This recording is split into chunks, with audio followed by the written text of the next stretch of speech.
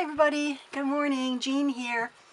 I'm going to have a little bit of a show and tell this morning, if you don't mind. I'm trying to wrap my brain around what you guys would like to see. I've had a few comments, people asking me about my circle quilts, how to applique circles. My very first video about 10 years ago, I was only 10, about 10 months ago, was me actually appliquing my circles on these quilt blocks. And it was interesting because my son came in and he was watching me use this table that I have on this machine here, my Husqvarna, not my brother's sewing machine. I've had this machine for forever, and I had this extension table. If you go back to my very first video, you'll see how I applique perfect circles onto my quilt blocks. And quite a few people have been saying, you know, oh, I'd love to show you, you know, see how you make these, you know, how you applique circles on a quilt. Well, to actually, you know, to cut them out and to applique them and to turn them under, I don't know how to do that. So I was thinking, and most of you don't have that table, right? I think you can get it for a lot of machines, but it's probably expensive. So if you want to refer back to my very first video when I wasn't real comfortable in front of the camera, I'm like so comfortable now. Actually, I'm tired this morning. I didn't have a good night. Anyway, yeah, I'm going to try to see if I can, along with you guys, figure out how to applique circles onto quilt blocks without the table. I obviously know how to do it, but I would probably do it like a raw edge. Just cut them out and free motion quilt, and see, that's the thing, you're beginners. So I'm going to put my thinking cap on and try to do a tutorial about that. Somebody was interested in that. Somebody else was also interested, I forget who it was here, pardon me if I don't remember your name, as I scroll through my comments, was what quilting books have I ever used? I haven't really. I have 1,000 books here. It's ridiculous. But well, I go back to Better Homes and Gardens. I'm going to show you in the second half, because these video segments are only 10 minutes and then I have to edit it. I have about 5 books that I actually have used quite a few of the patterns, and they're old. They're from like the late 90s, 2000. I have a million books. I must say, I have a ton of books, and they're all very good. But I like these old books that I'm going to show you in a minute. And also, I'm going to be showing you the quilt that I've actually done this. This is ridiculous. These are flying geese units. Remember my silly units that we're trying to figure it out? I must have had like a senior moment, because I've made these before. And yet I've had to trim them down. And actually I'm going to show you, that's one of my parts, I'm going to show you this quilt that I've made with my flying geese unit, and actually pinwheel blocks. But they really aren't very well done. It's a beautiful quilt. I'm really thrilled. I belong to a Facebook quilting group, and they had like a block of the week, like a section of a quilt a week, a mystery quilt. And it could have been a beginners, actually, maybe advanced beginners. So I quilted along with that. It took about 6 weeks to, you know, like, oh, this week you need this much fabric, and put this together. And it actually has flying geese units. But this I had a senior moment, because that's not a flying geese to my mind. A flying geese is a rectangle. Anyway, I've made these quite successfully, cut off some of the points, who cares, in this quilt that I'm going to be showing you. But the one question that I just want to get off the table here is that so many people are asking me, where's my accent from? I'm thinking, I don't have an accent. You guys have the accent. But I said to my husband, do I have an accent? And he's like, yes, darling, you have an accent. My husband's English.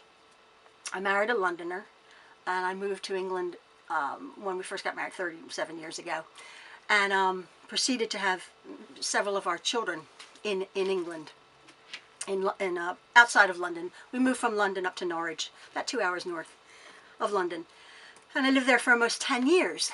And I was getting so tired of going down to the market, to the greengrocer, and I'd open my mouth and ask for a pound of tomatoes, and then and you know, oh, you know, where are you from? You know, where are you from, mate? And oh, darling, you know, love your accent. And I'd have to give my life story to these people, and I don't mind. I like talking. But it got to the point where I'm like, I just want my pound of tomatoes, mate. And so I came home and I was telling my husband, and he says, well, next time you go, darling, down to the greengrocer, ask for a pound of tomatoes. I said, Ian, that's his name. I said, Ian, don't be ridiculous. I feel like a fool. I'm from Philadelphia, and I'm American. I'm not asking for a pound of tomatoes. He said, well, just try it, darling. And the thing was, my children were English. My children would come home from school like, oh, we had a lovely dance, Mummy. And are we going to go over to France? And, you know, we'd have to take a bath every night. And I thought, well, my kids speak English, and my husband speaks English, and I don't speak English. I speak American. Totally different language.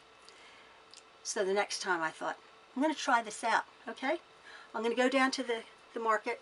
I'm going to ask for, hello, good morning. I have a pound of tomatoes, please. And I'm feeling like such a fool. And the guy totally ignored me. Totally ignored me. Excuse me. From then on, I pretended I was English. But after a while, having lived there for 10 years and having my children be there, I suppose I assimilated a bit of the language.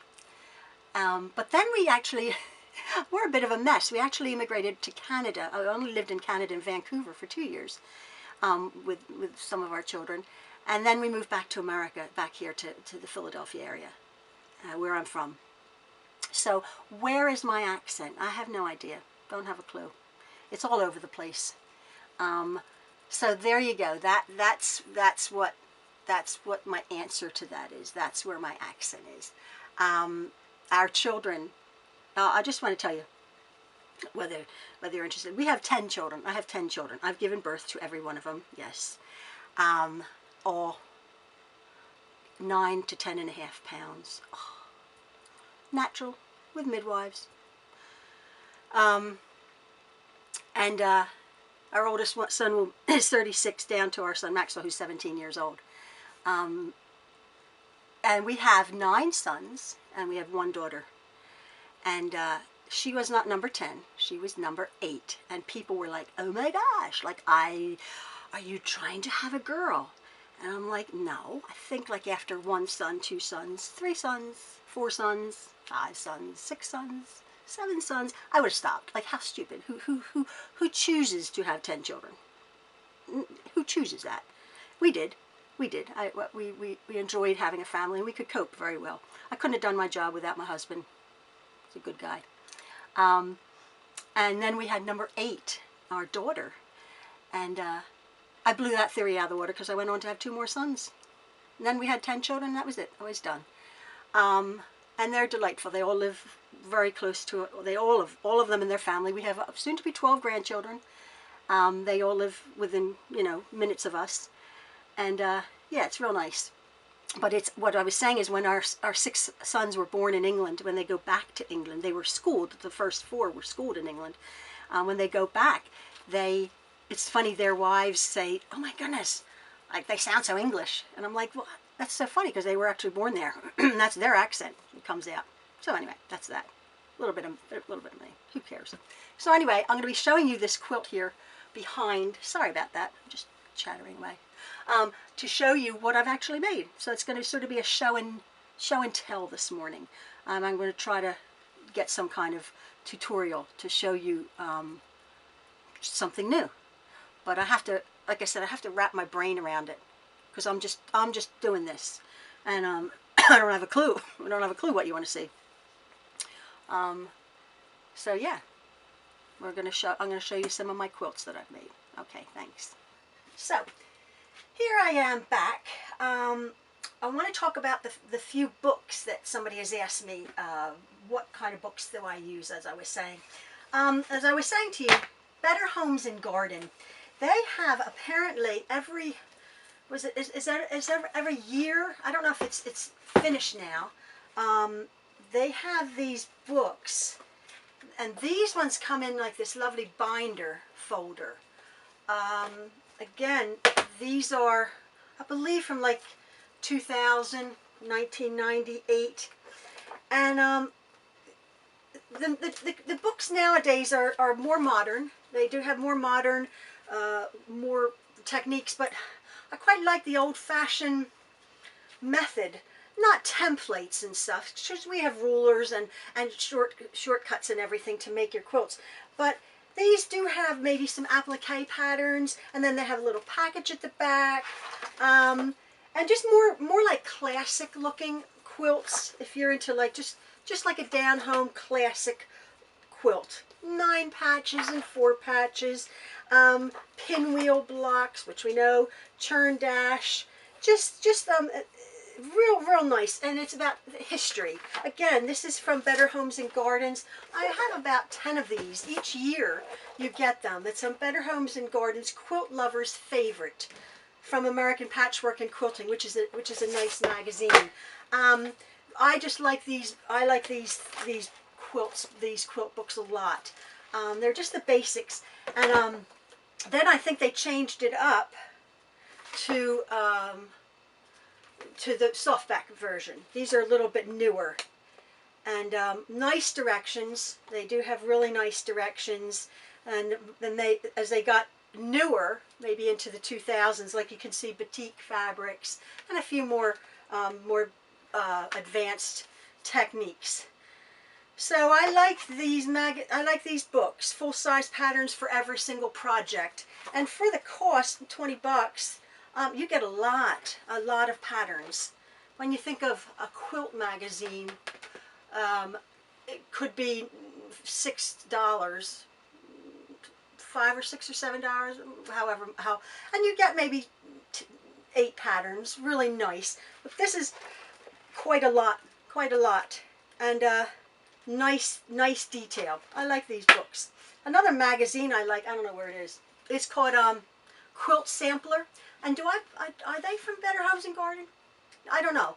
It's called Quilt Sampler. You'll see it at your newsstand.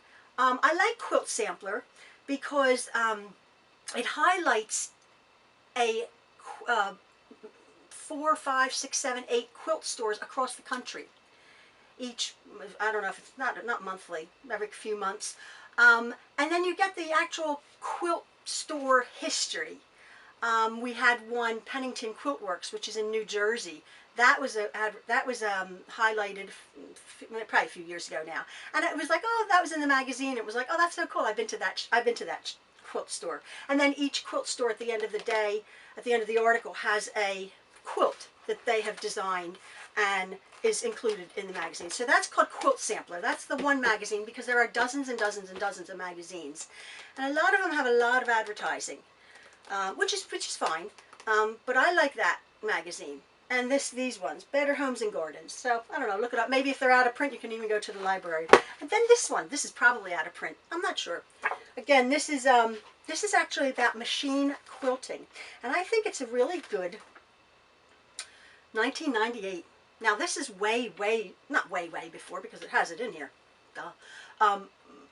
Machine free motion quilting came into play, and it really 12 step-by-step lessons from the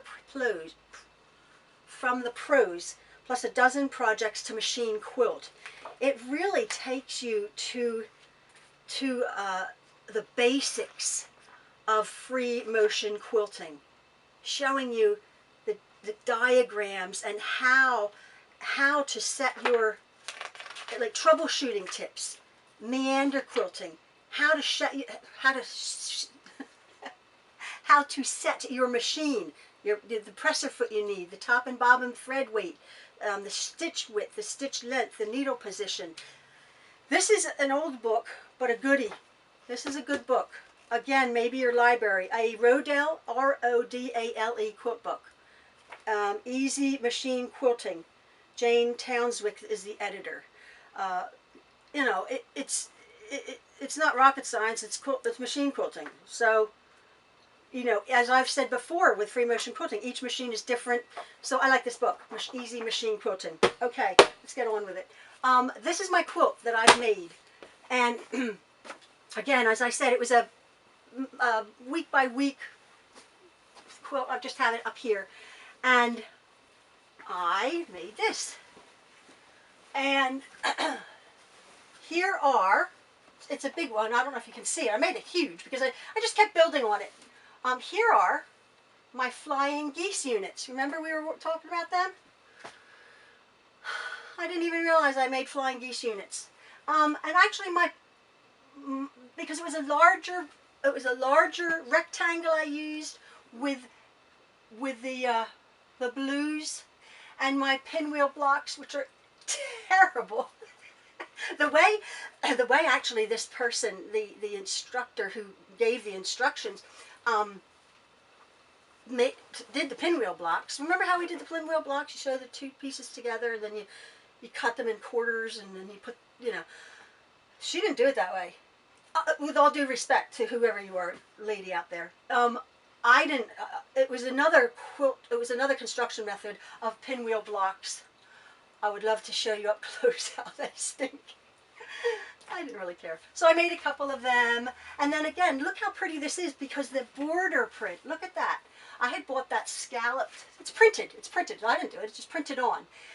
Years ago, a quilt store had gone out of business. And I saw it and I'm like, when I buy fabric, I'll buy like, if I love it, I'll buy 7, 8, 9 yards of it because I can make several quilts out of it. I can make borders, and this was one of them. This lovely scalloped pattern. So as the quilt was evolving, hopefully you can see it over here. It's a big quilt. The instructions were, this was the first block, this was the first week, this square and a square. This was the second week, this was the third week, this is the fourth week, fifth week. It just went on from there. I embellished my quilts with rickrack. I think I've told you that before. I love rickrack. I put rickrack on everything. So I did that. This fabric was from Walmart up here. It's so pretty. This blue floral. And then I just pulled all my reds and blues. So that was that one. And then I backed it. I believe I got this at Giant Fabrics when it was on Valentine's holiday print. Pretty hearts. So that's that one. And then I just want to show you. I liked the pattern so much that I made it again. And excuse me, in these colorways. Again, not quite as big, but in these pale blue, the blues and the yellows of this quilt. So there you go. Yeah, there's my flying geese. Square within a square. Again, real pretty fabrics. I use fabrics. They just make the quilt. Actually, this I did actually from this fabric here, from the blue fabric I got here. I actually cut out these flowers and I raw edge appliqued them onto this yellow. That's not a printed fabric. That's raw edge applique. And then I just free motion quilted it in here with a curved stitch. Again, this is more advanced. Rickrack, look at my rickrack. I keep using rickrack. I have a very pretty, if you can see it, it's a multicolor. It's pink, blue, yellow rickrack to pull out the little fabrics. The blue does not have any pink in it, but I thought it needed a little bit of a pop. So I actually pulled a pink and a lavender, blue, green, yellow little print, and then I pulled out the rickrack with pinks in it. So yeah, so there you go. There's my quilt. My camera just went off, sorry. People say, oh, you make such pretty quilts. There's such beautiful fabric out there nowadays. My quilts are quite simple. I know as beginners you think, oh, I couldn't do that. That's not simple. It actually is. It's big, but it's quite simple. This block here, this is called a square within a square. And if you learn the technique, maybe I could show you that. That's a simple block to make. And then and then you see that's another square within another square. So these are called corner triangles. So you have this center square block, and then you surround it with your flying geese blocks. So it's just a breakdown of quilting techniques that you all pile together. And then I added, it wasn't in the original instructions, I added these sashings and this border, but again, it's just straight fabric with the pinwheel blocks. And then this little patchwork of, just little squares sewn together, the directions. And then of course I like large borders. Have you noticed I like large borders?